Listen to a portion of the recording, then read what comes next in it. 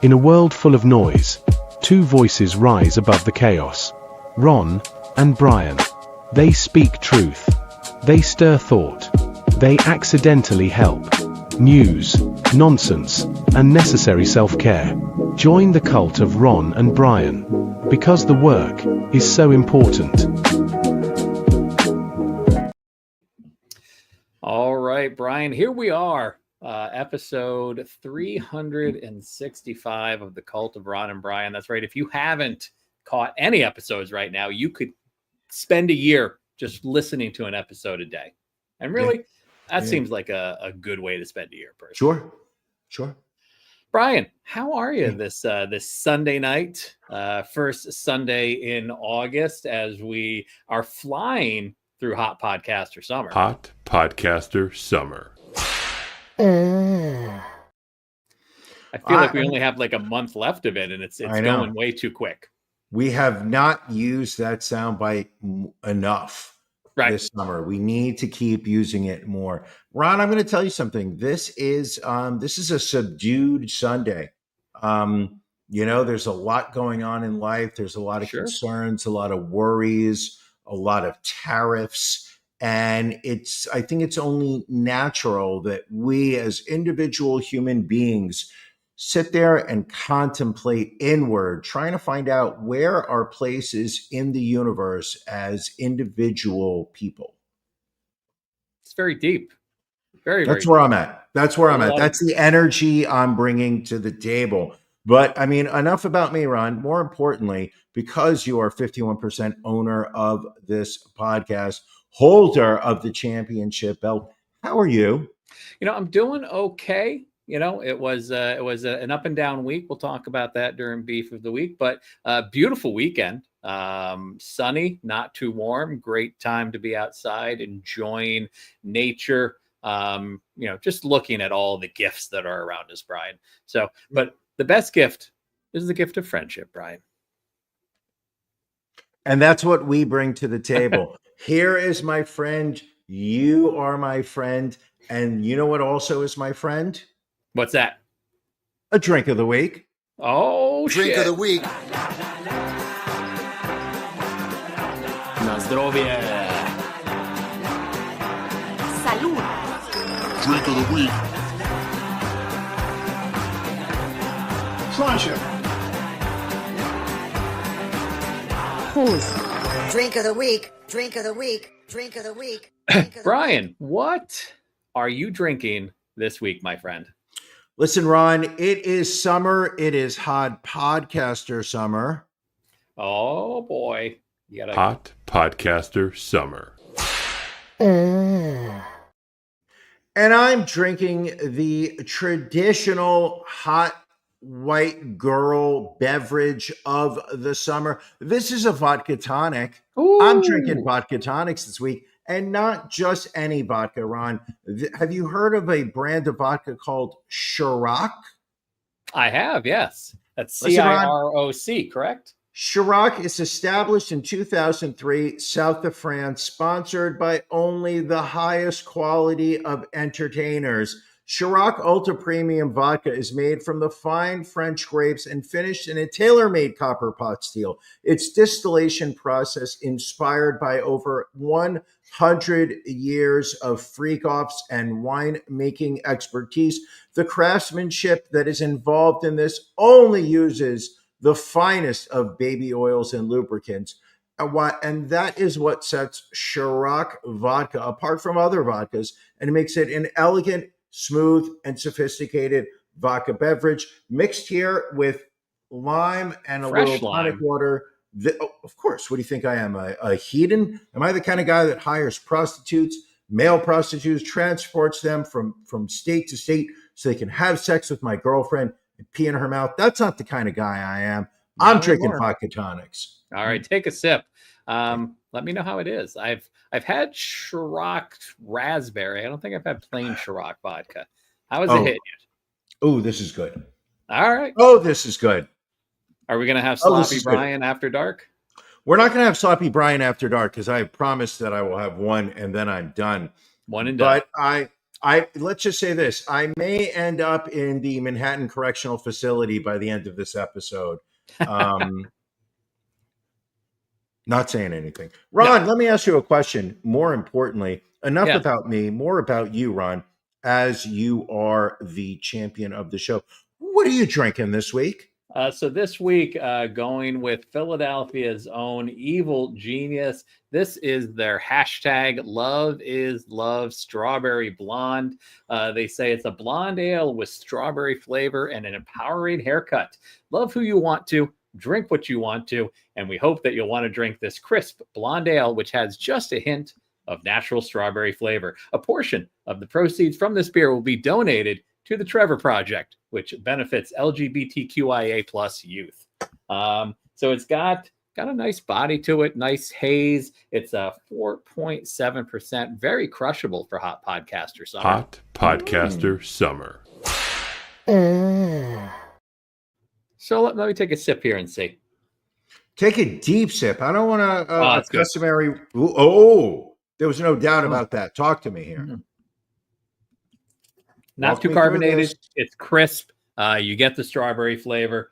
It's refreshing. Definitely a crushable beer. What makes it crushable? The flavor, I think the fruitiness, I could picture sitting on my back deck, sitting at the ivory tower, perhaps in your steeple that you have there, drinking these down one after the other. All right. I like the sound of that. Brian, did you bring anything else to drink this week? Just some water. Really? I brought some water as well. Interesting. Because hydration is so key, Ron. Hydration is so important. And not only is hydration key, Ron, but it is also the vessel that delivers the hydrated beverage into your body. Because some people like to go with a thimble, some people like to go with a shot glass, but there's only there's one type of drinking apparatus that I believe delivers premium hydration to you immediately. And that is a brand new Cult of Ron and Brian coffee mug. The roast is so important. The merch is so important. We are excited to announce tonight the launching of a new web store, cultofronandbrian.myshopify.com. We will put that out on our social media. We will put it on our website. It is in the links in our Instagram bio. We have new merch slowly rolling out, and it is an exciting time in the world of Ron and Brian. Ron, do you think that you could take a moment, reach out to Matt right now? My keyboard's not working. Do you think you could reach out to Matt and ask him, can he pull up on the screen right now the different items that we have on our Shopify web store? Because this is not the same old web store that you have seen for years on our website. These are new products. These are Cult of Ron and Brian products. This is a mug right here. Once again, people, I say it week in, week out. If you're listening to the audio, we love it. We appreciate it, whatnot. You're missing the visual. You're missing right now this lovely coffee mug. You're missing it. Ron, have you heard back from Matt? So Matt is quite sober tonight. I'm very proud of him. So he was able to kind of pull this up. So we've got a brand new homepage here. You have some options, the menu on top. First one being our merch. We are going to be updating this along the way, but we've got a certified cult member t-shirt. We've got a Live, Laugh, Ron and Brian tee, a hardcover journal, another retro podcast. There's that coffee mug, as well as a trucker cap. I love the trucker cap. That I will say this to you: when we should talk about our journey through America's most popular couple. We should talk about that. We will at some point. But I will say that the logo used here is one of my favorites. The idea that I can get that on a t-shirt. And the idea of this journal where this is a special Ron and Brian podcast, The Cult of Ron and Brian, that I can get this journal? You can. Not only that, Brian, we've got not only the coffee mug, Brian, we've got coffee itself. That's right. What? We said the roast was so important. We mean it. A variety of different coffees, Sumatra, breakfast blend, variety packs, Peru, Tanzania, Nicaragua, Honduras. And that's not all, Brian. Let's say you're not a coffee drinker. Some people are not. My lady loves tea. We've got teas as well. Earl Grey, hibiscus berry, English breakfast, masala chai. I'm personally a fan of. So it is available, and we are excited about this. Check it out. Can I point out for those looking to order the coffee and the teas, those prices include shipping. They do. I believe $25 and more includes shipping. It includes shipping. So shipping is free with all those orders. And is it possible there's a promo code down the line? Down the line, we will see. We may have some special promos for our Patreon people. And it's a custom it is, and I don't want to pull back the curtain too much, people, but I'm going to say this. Apparently the people at Shopify have what are they called? Community standards, where apparently they are not huge fans of what I believe the term that you got in the email was vulgarities. Right. But we are fighting back, and we are going to, Janelle, I don't know what you're talking about here, but we are working very hard, and we hope we hope to have an announcement in 7 days when we do this podcast again, that we will have a code for specific products, not everything. So if there's something you want to order right now, I would say just go out and buy it. Guarantee that you're getting it. There is a potential, I'm not guaranteeing anything, a potential that we will have a promo code for people to use a week from now to give them just a little bit off some of these products. There you go. Well, that's exciting stuff. What's also exciting, Brian, it's time for Beef of the Week.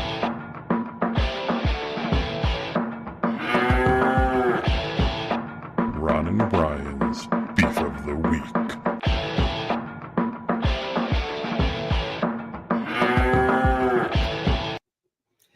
Brian, what's bothering you this week? You know what's bothering me, Ron?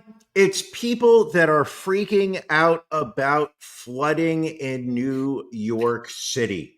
Okay. Year in, year out, the weather has gotten, I don't want to say more dramatic, but we are seeing during the summer rainy months, and let's face it, the Northeast now is a subtropic climate. This is not the Northeast from the 1970s, the 1980s, or the 1990s. We are now in a subtropic climate, which means we have a rainy season. That rainy season predominantly May through September. It is going to rain heavily in short bursts that will overwhelm our infrastructure, I believe is the right phrase I'm thinking. Quite easily. I don't know what the weather was like in Philadelphia. I'm not on Philly talk, as you like to call it, in the group chat. I'm on New York talk, new talk, if you want to go. But earlier this week, we did have a rain event.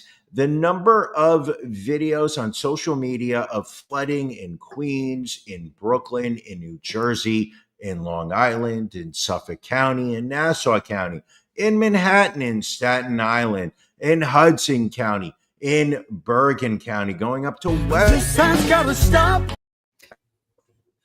I was going to see how long I can let you go, but it seemed like you had some steam there.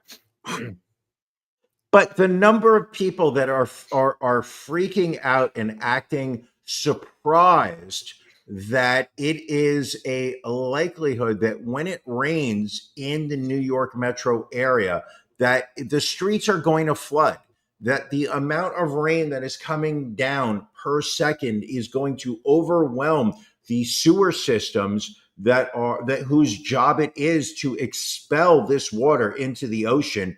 or whatever waste treatment system your local municipality has set up.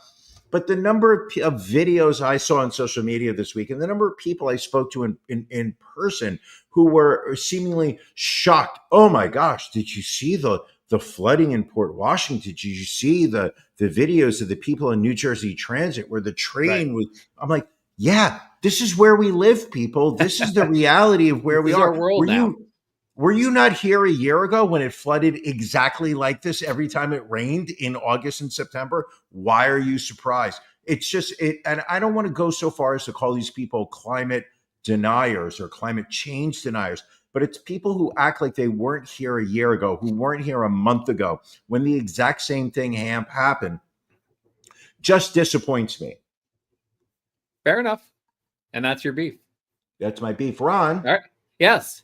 Ron. Yes, sir. Ron. My friend. What's bothering you?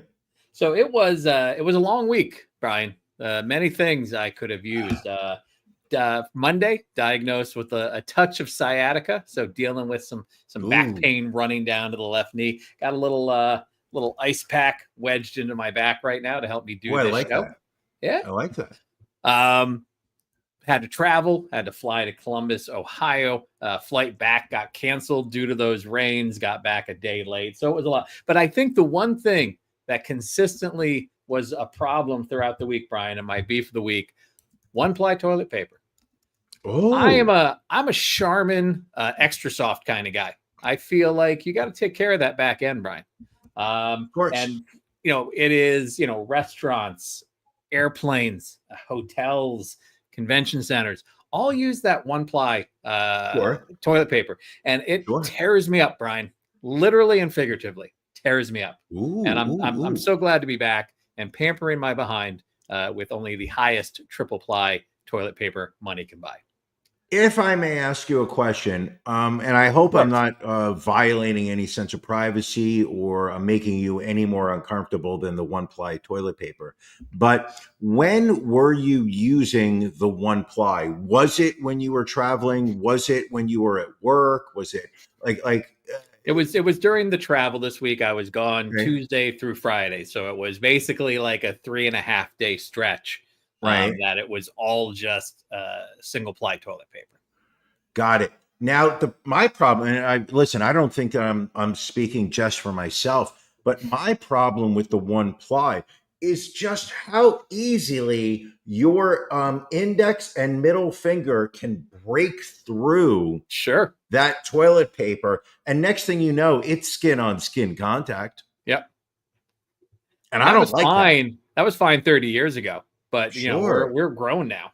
I mean, the thing is, when I was 30 years ago, my poop was so healthy back then. My poop was nice and solid. I could just fold the toilet paper a couple times, give it a swipe or two, and I was good. Now, I mean, you're literally talking. I'm literally dousing the paper through my hands in between the fingers. I'm swiping. I'm pulling because there's pulling now. Now that I'm a little bit older, you got to pull it. Because it gets caught in the hair. Things out of the way, Of course, you got to spread the cheeks open. You got to lift that one leg up in the air while holding your body weight with the other. On one-ply toilet paper, that's a good beef.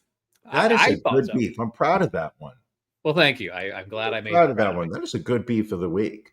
Oh, all right. Well, let's keep it rolling with our stories of the week. The stories that we want to make sure we get to, we don't miss out on, we bring it to everyone's attention. Brian, what's the story that you would like to focus on this week?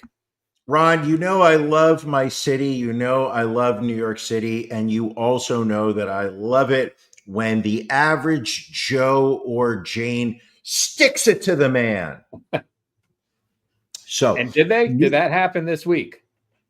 Oh yeah, and at the same time, a couple laws were broken. Some some scams took place. So New York City has this summer youth program where New York City government agencies go out there and they hire teenage kids, high school kids, give them jobs in the Parks Department, the Department of Education, the Department of Economic Development, the Department of Parks. But this time's gotta stop. Sorry. So the trick is that what they do with this youth program is they gave the kids debit cards and said, listen, instead of us issuing you a paycheck, what we're going to do is we are going to give you a debit card, and we're going to put your pay on the debit card. This way, you don't have to open up a bank account for those that may not. So they weren't going to preload it with their pay. It was just basically one of these payroll cards, like other companies have started to utilize. So that when it becomes payday, they're going to download the net paycheck after obviously mandatory taxes came out, and they were going to basically front the kids' paychecks onto these debit cards. Now, apparently, and I don't know who, and whoever who is, I hope they remain nameless. Word started to spread that these debit cards, which were supposed to have the limit of what these kids' net pay was, they had no limit. You could just withdraw way beyond whatever that paycheck was.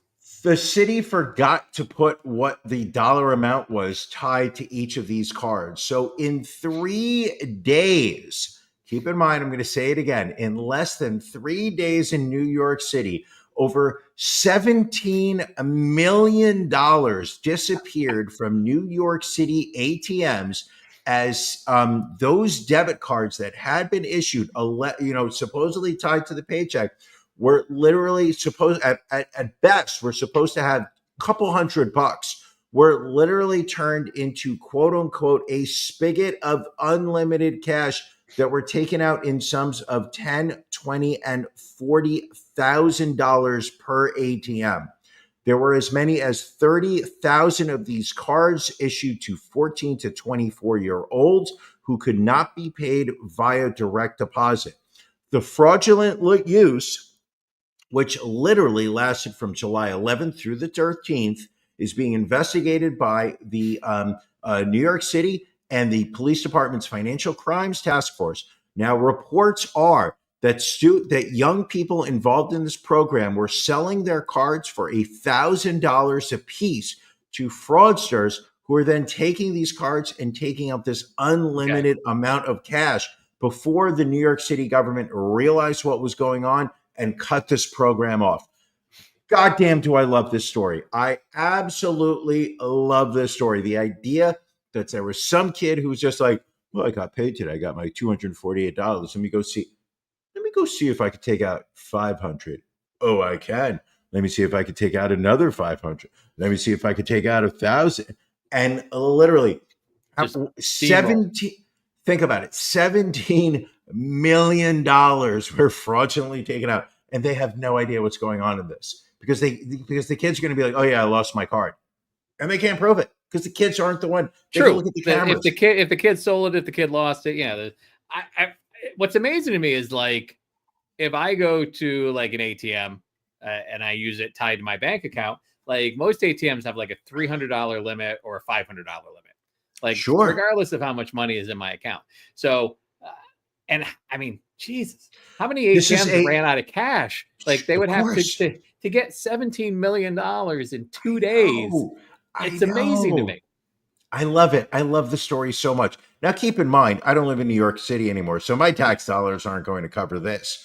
But who pays for this? Who ends up? Is it the ATM owners? Is it the financial institutions that are managing those ATMs? Is it the city? Obviously, somebody's going to do some jail time for this. But goddamn, this is amazing. This is incredibly story. Just makes me feel good. So next time New York City gives you a prepaid debit card and says, "Oh yeah, your pay is going to be on this," double check for sure. Ron, what's your story of the week? So not as exciting as 17 million in ATM withdrawals, but hot dogs, Brian, you love them. I love them. But commuters in the state of Pennsylvania did not love them earlier this week. On Tuesday morning, after a tractor trailer carrying more than 1,000 pounds of frozen hot dogs crashed on Interstate 83 shortly after 9 a.m., shutting down the turnpike from exit 4 to exit 8.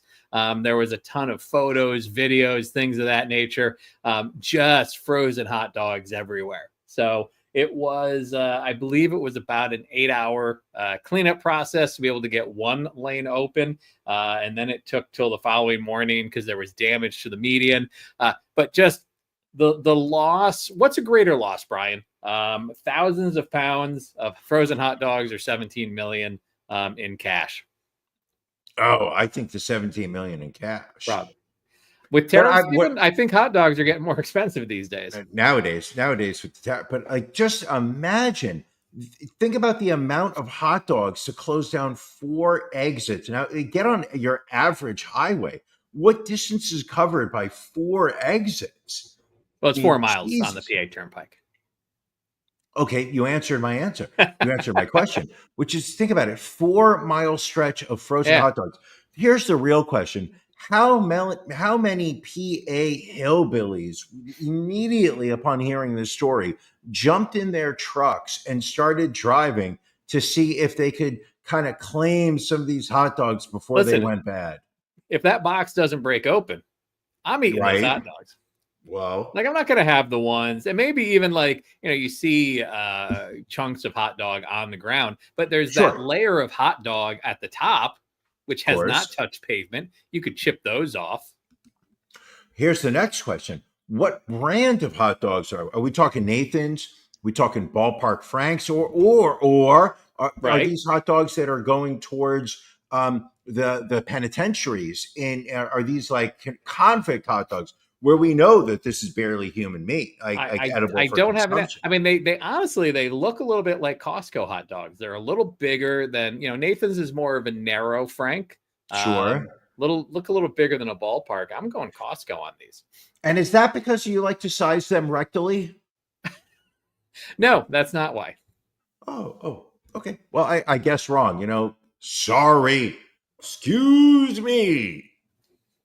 Well, the ATM story wasn't the only story. Do you remember when we were in college and we play, and I believe it was I think it was senior year. We had the house party. It was with the radio, and they were like name the hot dog brand, and you were like, I can name a hot dog brand, and we were like, no. And I remember, I believe her name was Sharon.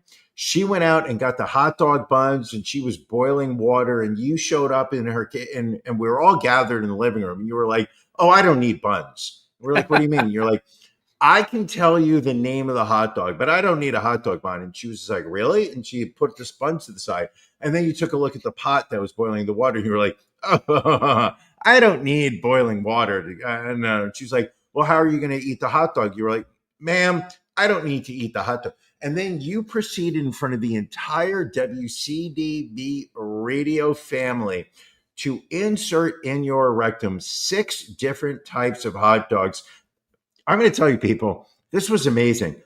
The man went 6 for 6. He literally was just like stuck one in, and he was just like, that's a Price Chopper brand hot dog. And we were like, oh my God, how did he know? And he slid it out. He grabbed the next hot dog, slid that in, and he was Brian, like, I don't want to cut that's a you off. ballpark. I'm very humble, and I don't like to brag about some of these things I've done in my past. Okay. Now you don't want to brag? Anyway, back to Manhattan, where we had another mass shooting, as we do basically every day. This one involving a gentleman that they have identified as Shane Tamura, apparently living in Las Vegas, but traveled to New York City. Lot of, I guess, conflicting stories at the moment. Some are saying that he was there because it's the same building as the NFL. They say he claimed he got CTE, even though he never was playing in the NFL. But then other people found out that there was an executive from BlackRock who was also shot during this instance. I believe, what was her name, Brian? Drawing a blank on evil, it. Real. Wesley LePatner, age 43, She was killed in the lobby of the building where the shooter also killed an off-duty NYPD officer. But questions arising as to, whether he was targeting the NFL, comments about, this person being another situation, another Luigi Mangione situation. Because listen, BlackRock is responsible for buying up so many homes in foreclosure over the last 6 to 7 years and then renting them back out. BlackRock also sued United Healthcare after their CEO was shot and killed because they said they were approving too many claims for people. Oh, I do remember that. Fuck BlackRock. Fuck BlackRock. But anyway, Shane Tamura entered the Manhattan office building. He was wearing body armor, opening fire. Do you think there's more to this story than we're currently hearing? Probably not. I think at this point in America, our desire to peel back an onion and claim that there's more to a story makes us feel like we're smarter than the average person who is just going to hear the official story and embrace it. I think this was a guy who was fucking insane and somehow in his mind decided that he was going to enact some level of punishment on the NFL and had no idea where he was going in a New York City office. Like there are, there are New York City elevator systems where the security system sets up what level of what floors you have access to. You get into an elevator, there's actually no button. I've gotten in elevators where there's no buttons to push. The security guard, based on your pass, will automatically just send you up to a floor. Right. They'll send you to an elevator bank and it'll only go to certain floors. Yeah. So you're not going into an elevator and pushing the floor you want to go to. So I believe, it's very easily believable that that's one of those stories. Do I believe he was looking for the NFL? Sure. Do I think it's a coincidence that he took out a very high-ranking executive in BlackRock who happened to be a divisional manager of their real estate department whose job it was to oversee the purchasing of single-family homes to artificially inflate the value of real estate? Sure, total coincidence. Total coincidence, but probably not. Probably that was a coincidence. All right. Well, it wasn't the apparently most dangerous thing in America this past week. As we have found out, the most dangerous thing in America right now, Brian, is the new Sydney Sweeney American Eagle ad with the tagline, Sydney Sweeney has great genes.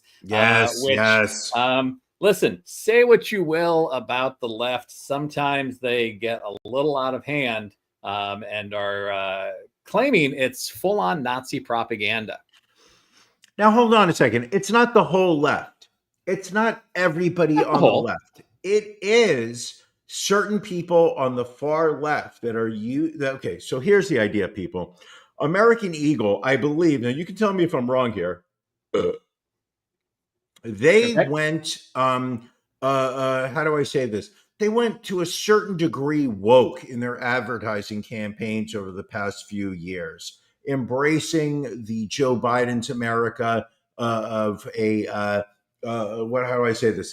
rainbow coalition of models for their advertising campaigns. There was a level of belief, that to a certain extent, American Eagle had quote unquote gone woke, was all about the DEI, and American Eagle's just trying to keep up with the temperature swing that is going on in America, reached out to what I believe is the number one marketable white female in American in American culture right now, Sydney Sweeney, and said to her, "Hey, we are going to literally smush your breasts together, and we would like you to talk about jeans."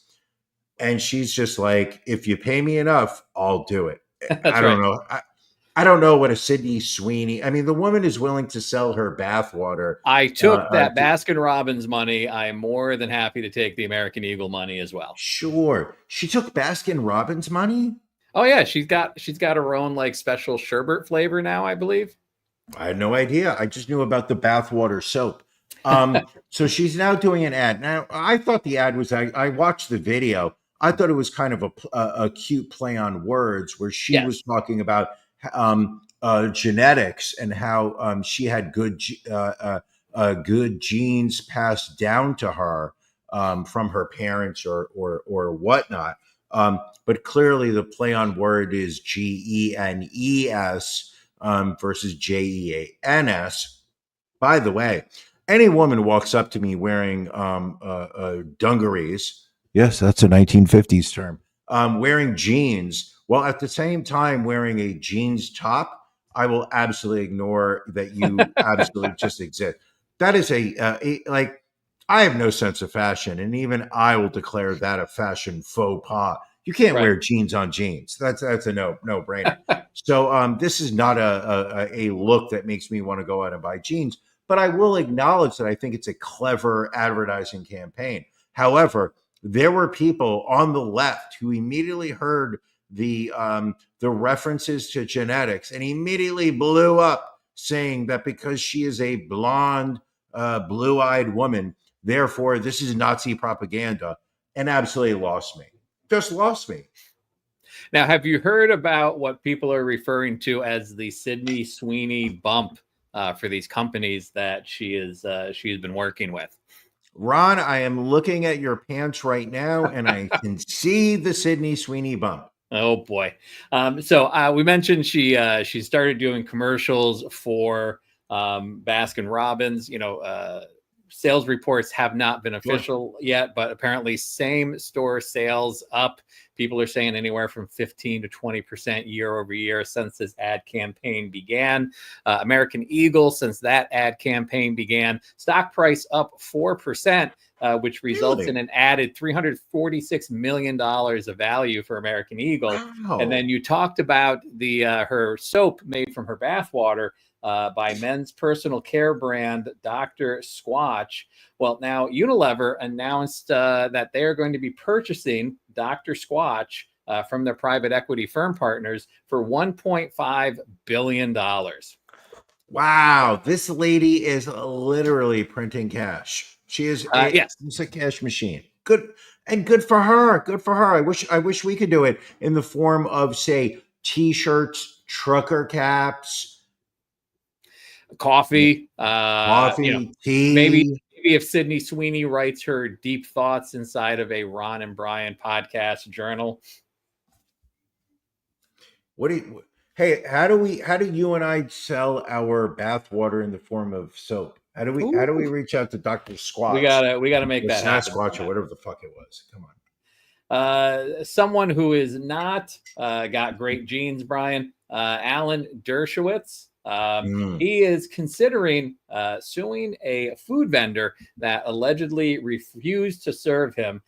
He was at West Tisbury Farmers Market on Martha's Vineyard and called the police because there was a vendor there called Good Pierogi that refused to serve him a pierogi based on him his political alignments and of course affiliations with people like Jeffrey Epstein and Harvey Weinstein and things of that nature.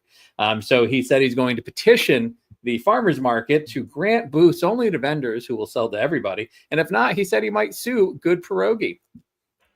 Oh God, I love this story. I love this story so much because one of the things that you and I we've talked about for years is the power of the dollar. Is the power of people who do not support corporations and do not support retailers to take their money elsewhere. We've talked about it for years, where if there is a company or a service that you do not want to, that you don't align your values with, that the best thing you can do is take your money elsewhere. I remember the first time we talked about it, I believe it was the Supreme Court case where there was a gay couple who went to a bakery to have a wedding cake, and the bakery refused to do their wedding cake because the bakery was just like, "Oh yeah, we don't do wedding cakes for gay marriages." And I sat there, I was like, brilliant. That's a good thing. There's no reason why you're suing. Go find a bakery that doesn't. Right. Because you just took $300 or more from that bakery that they were going to like make money off of. Go bring it somewhere else. And absolutely, there's no need to like take them to court or whatever. But it was just like, let your dollar be heard. It's the best thing we can do. Here's a case, flip side, of a retailer that looked at a customer who is such a alleged vile piece of shit as a human being and sat there and said, oh, I don't want your money. We're good. We're I good. I'd rather throw these pierogies away. Yes.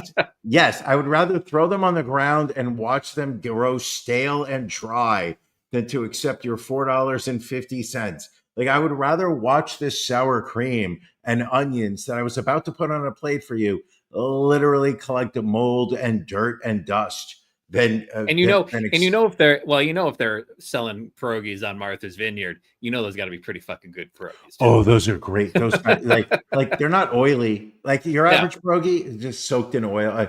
Those are good. Yes, there's gonna be a little sour cream on top. There's gonna be some onions. There's gonna be a little snort of caviar on top of that sour cream. Also, like they're gonna give you that saltiness to go with the brininess to go with whatever they're filled with. Of course, and what I love about him is that he's wearing those like Lowe's shorts. Like those aren't like above. Like he and I probably have a very similar wardrobe. Like I don't know, would I have worn the zip up sweatshirt? No, probably wouldn't. I would have shown a baseball cap, t-shirt, long. What are those? 13-inch shorts? Probably Dickies, maybe Carhartts, pulled up white socks. This dude is rocking a look. I'm not going to lie. I do like the look. As a 53-year-old man, I am liking the look he's rocking. But do I accept the fact that he was on the Lolita Express dozens of times? No, that's not my thing. I can't support that shit. I think the fact that's one of my favorite parts about this story is that, the Newsweek article I read, rather than putting his name in the headline was Jeffrey Epstein's former lawyer slams food vendor refusing him service.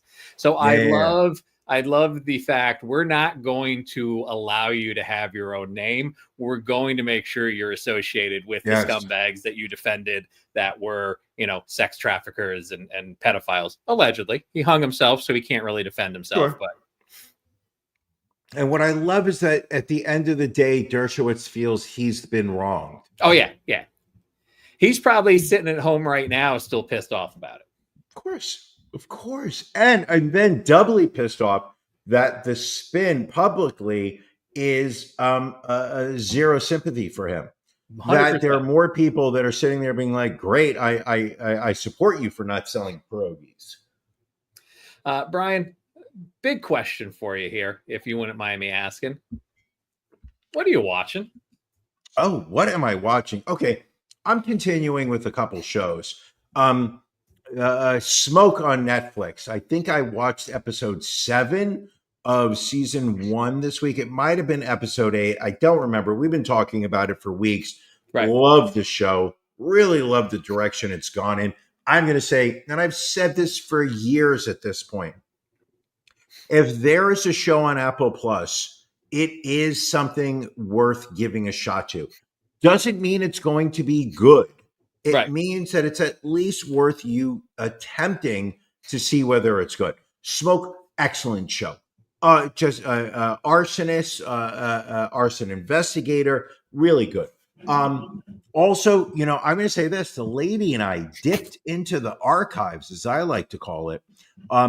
We're watching The Wire again. The lady's never watched The Wire. You were trying to talk her into watching it, if I remember. We are up to season 2. This is the season with Frank Sabaka at the port. You're a big fan of The Wire, no? Never watched it. Son of a bitch, motherfucker. It's one of the best shows on TV. I was too busy watching Brockmire. What can I tell you? Low blow run. And then also I tried to watch, because you told me that you wanted to discuss it, the latest train wreck series on Netflix. This was Storm Area 51. Yep. Swing and a miss, Ron. Swing and a miss. This show, this did not deliver. I will say this to you: there's 2 episodes. Most of the train wreck episodes that we watched so far this year have been 1 hour episodes. You could 55 minutes, 52 here and there. This one they felt needed 2 episodes, so we're talking about 2 hours. This goes. It was a bit much. I'll give you that. This goes to the story of some kid that decides to go on Facebook and post a trolling calendar invite to people that we are going to storm Area 51 because we're going to we the people are going to find out what's really being hidden at Area 51 at the Air Force. I believe it's the super secret, highly confidential Air Force base in Nevada. And then it takes on a life of its own. Ron, what were your thoughts? You said you watched this also. I liked the first episode. Again, I think they stretched it out going to a second episode. I mean, it was decent, but I think they probably could have wrapped it up in an hour 15. Would be my take on it. What's the story here is my complaint, because I 3 episodes ago, I watched a story of a small 16-year-old Netherlands birthday party where a girl sent a public invitation that just blew up beyond her wildest dreams. The police got involved. People showed up. They didn't want them to show up, and it became a whole thing. What's the difference here? I mean, I haven't gotten to the part of where people actually start showing up, but it's just like, some kid posts on Facebook a calendar invite. Next thing you know, hundreds of thousands of people are going to show up. It becomes a music festival. I feel like I've watched it, and I'm also no longer interested in it. So I will say 2 things interest me. Number one, the fact that you literally have potential of thousands of people running towards an Air Force base with the potential of being shot. Sure. Yeah. The other part, and if you didn't watch through the entire episode, the second episode, keep talking. I will recap it for you quickly. So you know how they were working. So that small town of Rachel, Nevada, which is right next to where Area 51 is located, that hotel and restaurant, the little that nice woman was just trying to make $1, support her business. So they were going to hold a music festival there. So then this guy from Las Vegas gets involved, who Disco Danny. No. This is a different one. This is after Disco Danny, because Disco Danny was like, this is gonna be a shit show. Frank something or other, I forget his last name. Sabatka? So, maybe, but he ends up. That's a Wire character from season 2. Ron, come on. So what happens is going to get that reference. Is he talks the kid into moving this festival to Las Vegas. So they end up doing like a free concert sponsored by Bud Light in Las Vegas. And then this poor woman is stuck with, these hundreds of thousands of dollars that she put out. And she holds she holds alien stock on her property, but it's not, hugely attended, like the attendance outside Area 51. But what was amazing to me is she sued that promoter that came in at the end and won $3.5 million from him. Which he still has not paid, but for damages, because she's claiming damages. Yeah. Wow. Okay, keep going. What else? That sounds about it. That sounds like it got a little interesting towards the end. No, well, and that's the thing. Like there was a lull in episode 2. There was about a 25-30 minute lull, and then the wrap up was where it got interesting. All right, I had a wall. More importantly, Ron, what are you watching? Well, agree with you on Smoke. This past episode was, the ending was haunting. Of this, it's not the ending. This episode. It's not the ending of the series, but it's the ending of 2 more episodes. Right. There's 2 more episodes. So, did you watch the one where the milk jug guy offs himself? Yeah. Okay, then there's 1 more episode. There's only 9 episodes. This is 7. This was 8, actually, I believe. Hold on a second, see. Ron. All right. Ron, I went to IMDb. He'll keep talking. All right. Well, first of all, the actor who plays the milk jug arsonist, Freddie Fasano, amazing. Like, I would love this guy to get to get an Emmy on his work. It's so good. He's such a great actor on this. like I look at the way he's playing that role. Like, you remember that? And funny, it was also a show that Taron Egerton, the lead in this, was in that Apple TV show Blackbird, where Paul Walter Hauser won the Emmy for playing the serial killer. I think it's as good a performance as that. Great show. So I too would recommend watching Smoke. By the way, Ron, there are 2 more episodes. All right. Then this was episode 7. There's an episode on August 8th and again on August 15th. Right. My apologies. If you want to watch a TV show about art, what was the movie with Billy Baldwin and Backdraft? If you thought you watched Backdraft and you were like, I get arsonist, I understand it. Oh, no, you don't. No, my friend. Oh, no, you don't. Ron, there is a driving desire inside of me to do an entire podcast just like this. Which, if you haven't seen the show, you won't get it. But you won't get it. Show, it's a great impersonation. But that's it, Ron. So what's her name? What's her name? Oh my God! Who left the hole in you? The dude is so creepy in this. I swear to God, he's such a great character. What else are you watching? Started watching the WWE docuseries Unreal on Netflix. There's 5 episodes.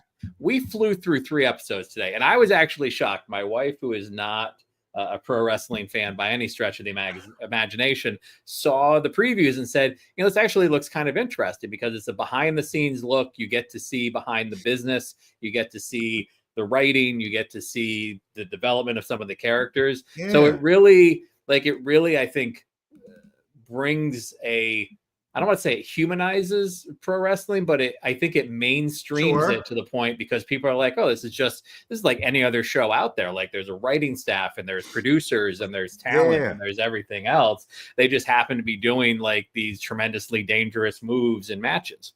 Sure. It's almost as if like there's podcasters out there who are working through the entire episode in advance, walking through like, we're going to do this, then we do this. I saw a couple clips on social media, and what I found, the one clip I saw, which just blew my mind, and I'm going to try and watch this. I'm not going to guarantee when, but like what blew my mind was the level of production, the level of planning, pre-production, whatever the fuck you want to call it.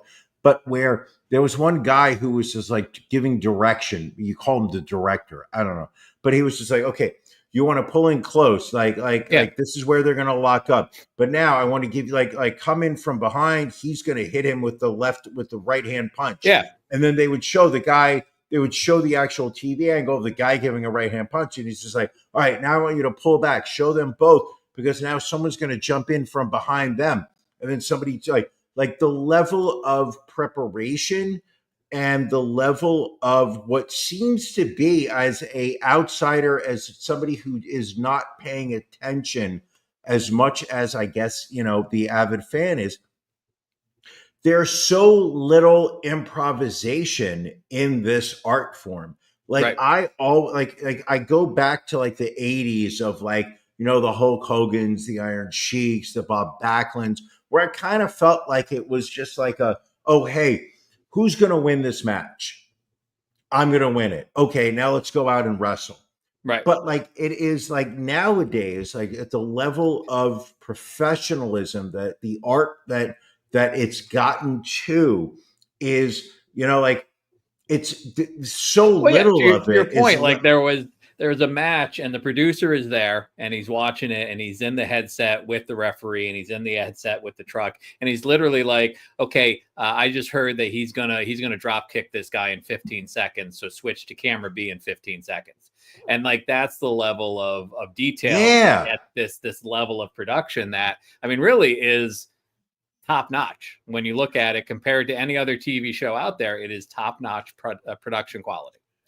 But it's also what has enabled it to, at least the WWE, what has enabled it to maintain the level of fan interest. Like they have it down where like a match is so scripted, so lined out to these are the steps. This is what we're going to do. This is how we're going to build the story. We're going to hit a crescendo.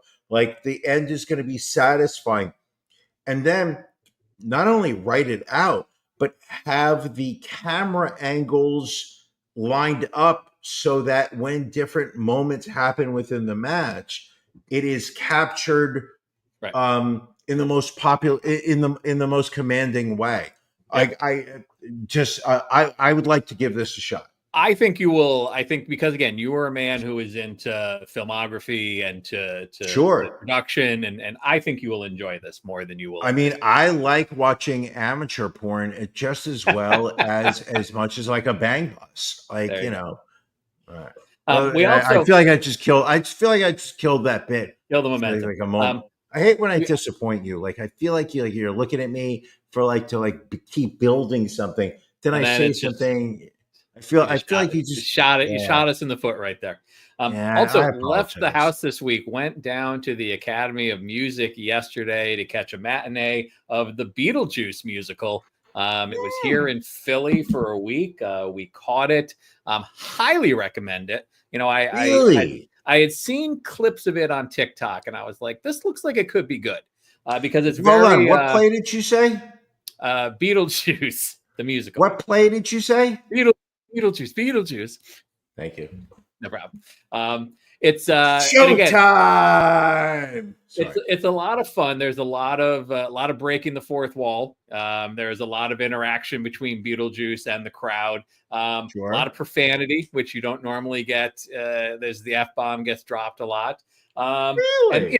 And they change the story slightly from the source material so that it works better on stage. But when I tell you, it was an incredibly enjoyable 2.5 hour show. That's awesome. That's absolutely as my wife said, much better than Glengarry Glen Ross. I didn't count the ceiling tiles at all in this theater. And she had to give a little jab right there. That hurts because those tickets were $250 a piece. Yeah, that hurts. That hurts. I mean, we paid for two tickets to Beetlejuice, but we paid for one ticket to Glengarry Glen Ross. I know. But did your wife not? But was your wife not impressed that she saw Bill Burr, Kieran Culkin, Bob not at all? Kirk meant nothing to her. God damn. As I don't believe it did your lady either. I think that if you ask my lady right now, who did you see perform in Glengarry Glen Ross? She literally would have a blank piece of paper. Yeah. Now my question to you is this based like? Is there any part of Beetlejuice 2? I know they made a sequel. Is there any part of that captured in this, or is this still? There is not. This is all based off of characters from the first movie for the most part. I think I would enjoy that more. I had no interest in Beetlejuice 1 or Beetlejuice 2. No interest in it. Absolutely not. But that's awesome. And also, question: your lady, your wife. Does she seem to appreciate the live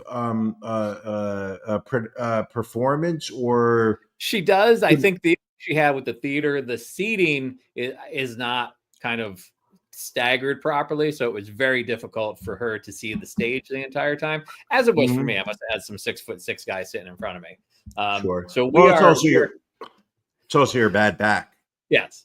So we are going back. We bought tickets to go back to the Academy of Music. We're going to go see the musical Six, which is about Henry VIII's 6 wives. That was on Broadway, coming to Philly in October. So I bought some box seats so we can hopefully not have any obstruction. Now, is that in any relation to Seven, which I believe is the play starring Kevin Spacey, Brad Pitt, Morgan Freeman? I don't believe so. They talk about the 7 deadly sins. It's a comedy, I believe, where the protagonist... This has got to stop. Not to cut you off, but we did want to try and fit this story in.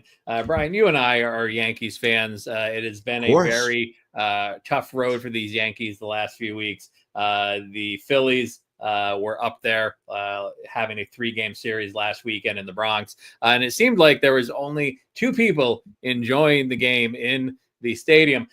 This Phillies fan and his girlfriend, where we're not playing the video. We just have a screenshot of the video that was posted on TikTok. But it can be found. It can be found anywhere you look online.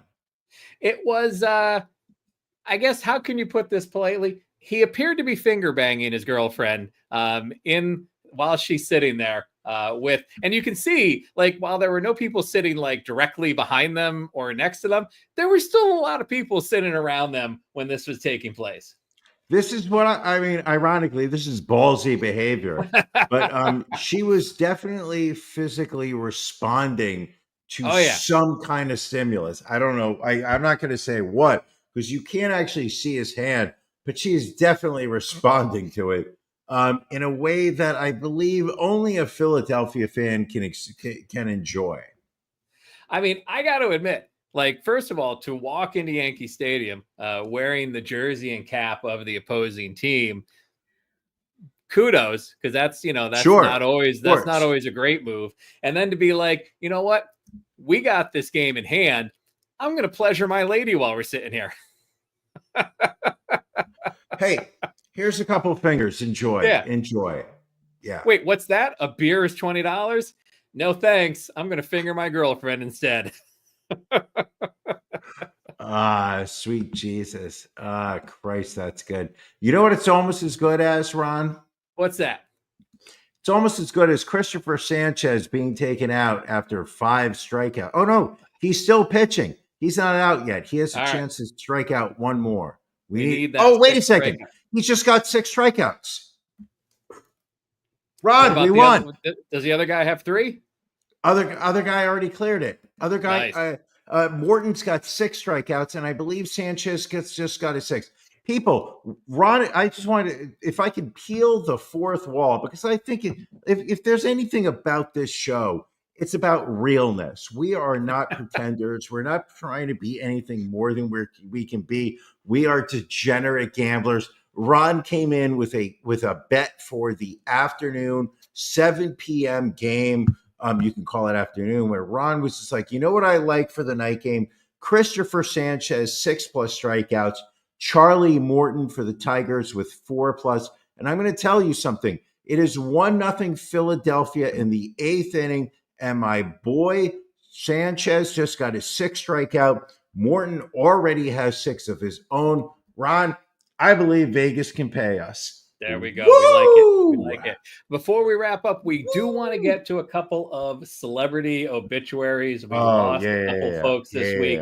Earlier this week, Baseball Hall of Fame, legendary Cub, former Philly, Ryne Sandberg, passing away at the age of 65 after battling cancer. He was diagnosed with prostate cancer in January 2024. Spent 15 of his 17 seasons with the Cubs, was an all-star in 10 consecutive seasons from 1984 to 93, coached for the Phillies after his retirement.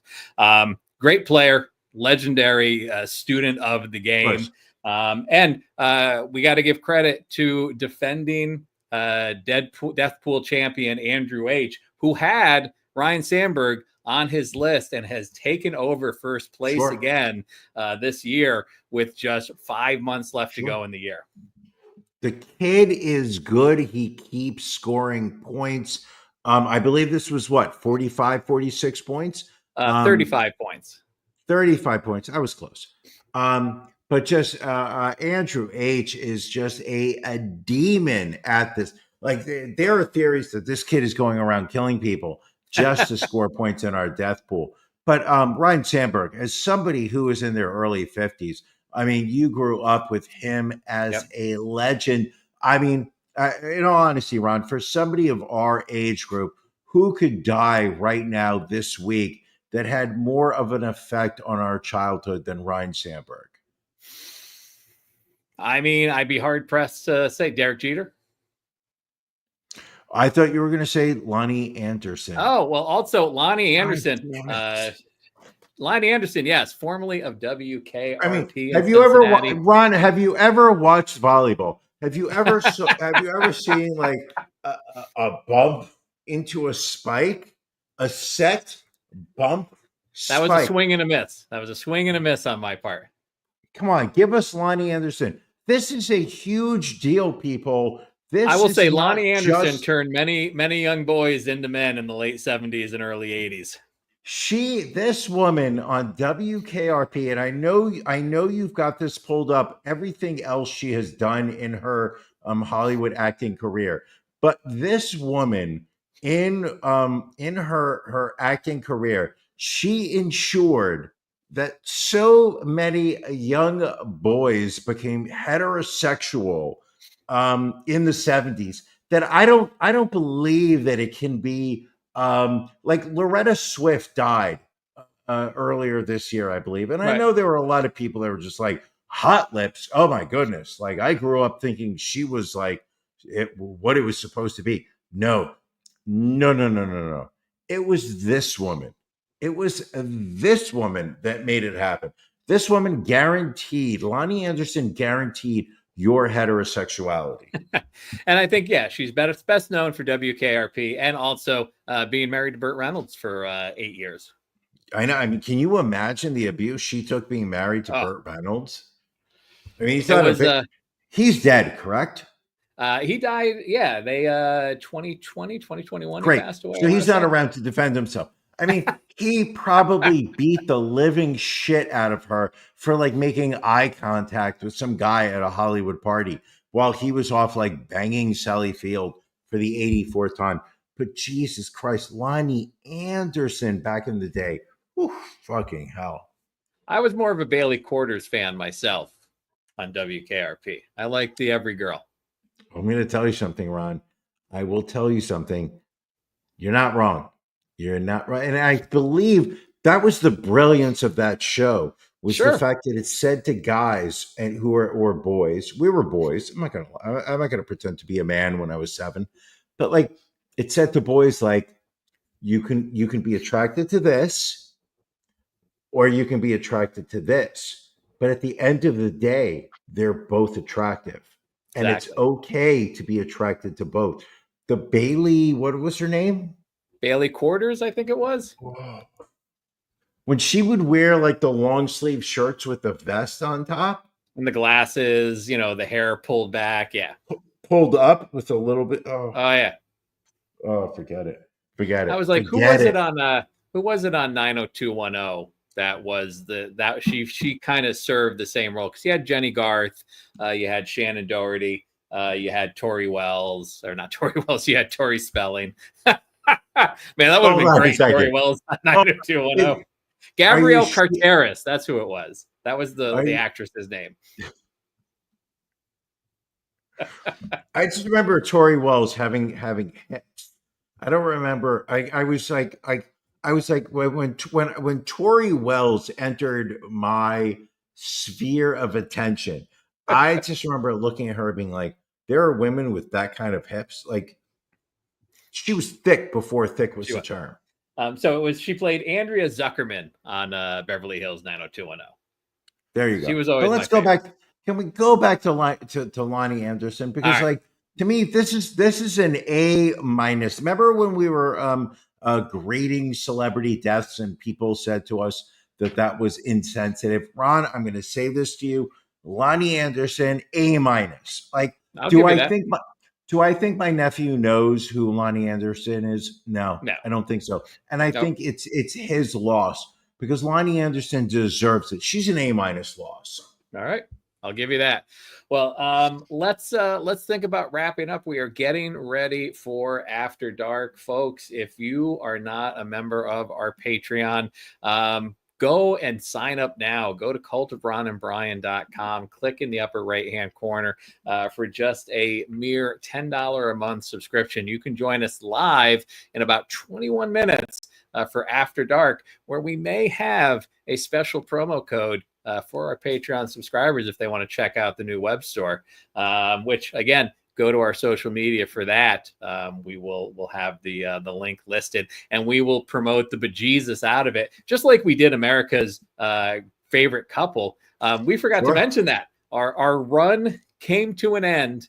You know what? At the end of the third round. Yes. You know what? For those people who are listening to the regular podcast version, your loss. We're going to talk about this in After Dark. Let's save it for After Dark. Those are for people that are subscribers, that are paid contributors to the Cult of Ron and Brian universe. Let's talk about that contest and the joyous ride we had. We're going to talk about that in 20 minutes live. But if you're not able to catch up with us, go to patreon.com, join our Patreon. We're going to talk about that. And for those who are too cheap to join our Patreon, you're never going to hear about it. There you go. All right. Well, thank you for joining us then. We'll talk to our Patreon folks in 20 minutes. We'll talk to all of you next Sunday night.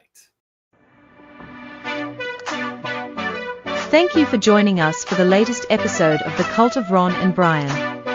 A non-tax deductible contribution can be made by subscribing to our Patreon. Visit cultofronandbrian.com and click on Become a Patron.